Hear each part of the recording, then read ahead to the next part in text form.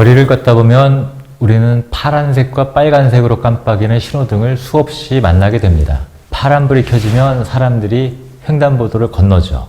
또 파란불이 켜져야 차들 또한 앞으로 진행할 수 있습니다. 이건 분명히 하나의 약속입니다. 차들이 많이 다니는 사거리에서 사람들이 서로 빨리 가려고만 한다면 결국 사고가 나기 십상이죠. 그래서 사람들은 경찰 한 사람에게 호루라기를 주고 사거리 중앙에서 교통 정리를 하도록 했죠. 이게 신호등이 생기기 전에 사거리에서 제가 어린 시절에는 그런 장면들을 많이 봤었는데, 게다가 이 경찰에게는 총을 주어서 그의 신호를 따르지 않는 사람들에게 강제할 수 있는 그런 권한을 주었다라고 합니다. 제가 어린 시절에 바로 국가의 출현, 근대사회의 출현을 설명할 때 자주 들었던 그 네거리의 비유, 이렇게 간략하게 설명할 수 있을 것 같아요. 서양 근대 초기의 사상가들은 사람들이 제각각 알아서 살아가도록 그대로 둔다면 결국 사회가 혼란해지고 아나키의 상태가 된다라고 생각을 했습니다. 그래서 이런 혼란을 방지하기 위해서 서로 지켜야 할 약속들을 정하고 경찰에게 호루라기와 총을 주어서 잘 지키도록 하는 것.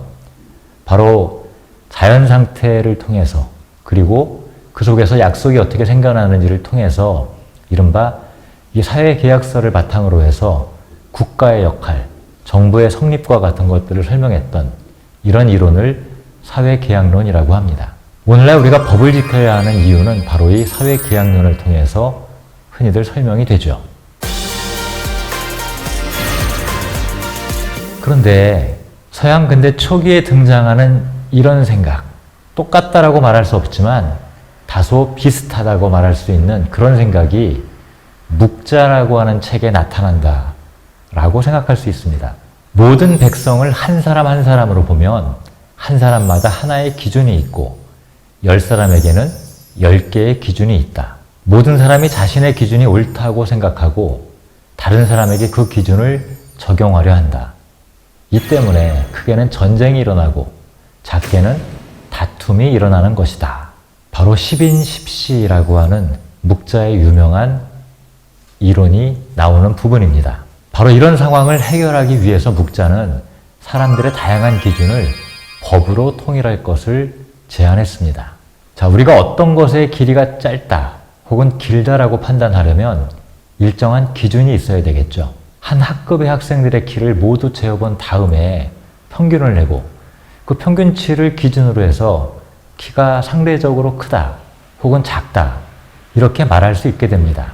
자, 그렇다면 이때의 기준은 각자의 주관적인 기준이 아니라 객관적인 표준이 되는 것이죠. 자, 묵자가 말하는 법이라고 하는 것이 바로 이런 객관적인 표준과 비슷한 것이었습니다.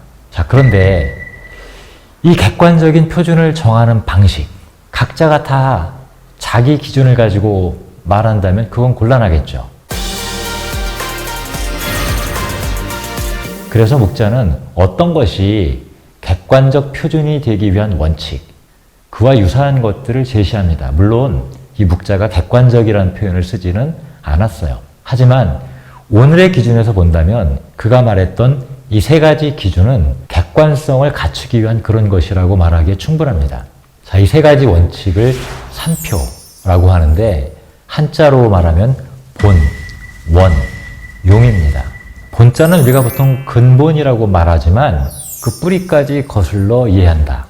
또 원자는 물이 흘러나오는 원천까지 거슬러 밝힌다. 이런 의미를 갖고 있습니다. 이 본이라고 하는 것은 바로 옛 성왕들이 했던 사적, 선례의 근본을 두어야 한다. 지금식으로 이야기한다면 역사성의 원칙이라고 말할 수 있습니다. 또 원이라고 하는 것은 백성들이 보고 들은 것, 즉 그들의 경험에 근거해야 한다라고 하는 경험적 상식성의 원칙에 해당합니다. 마지막으로 용, 쓸용자죠. 실용적이고 쓸모가 있다라고 하는 그런 뜻인데 바로 백성들의 이익과 부합해야 된다. 즉 백성들의 삶에서 유용하게 쓸모가 있어야 한다라고 하는 그런 실용성을 강조하는 그런 원칙입니다. 이 묵자가 말하는 주요 주장과 사상들은 놀랍게도 바로 이 산표의 원칙에 의해서 주장되곤 했습니다. 예를 하나 들어보죠. 묵가의 주요한 주장 가운데 하나인 상현사상. 지혜로운 사람을 숭상해야 한다. 능력 있는 사람을 지도자로 삼아야 한다. 이런 생각인데 바로 이 상현이 옳은 까닭은 첫 번째, 예로부터 성왕이 그렇게 했다. 두 번째, 상식에 부합한다. 그리고 세 번째, 백성들에게 이롭기 때문이다. 바로 이 세 가지 원칙에 의해서 상현은 옳은 주장이라고 이야기합니다. 오늘날의 시각에서 보아도 상당히 합리적인 그런 방식의 생각이라고 할 수가 있죠. 물론 이 첫 번째 원칙, 즉 역사성의 원칙은 오늘날의 시각과는 조금 다르긴 합니다. 하지만 왕조 사회에서 새로운 일을 닥쳤을 때, 적절한 판례가 없었을 때 기존의 결정들을 참고한다라고 하는 뜻으로 본다면 분명히 이것도 나름대로 그 시대에서는 정합적인 의미를 갖는 것이라고 할 수가 있죠. 그래서 학자들은 이 묵자의 주장, 생각을 대단히 혁신적이면서 합리적이라고 평가해 왔습니다.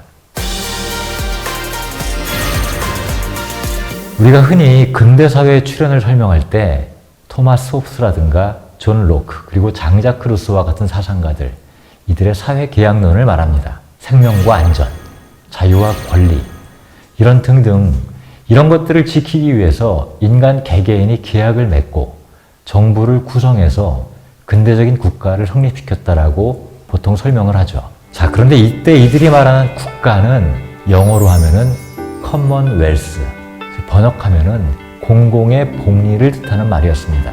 바로 공공복리가 바로 국가 그 자체를 뜻하는 것이었죠. 자, 묵가는 한 사람 한 사람의 이해관계를 초월한 공적인 기준을 말하고 있습니다.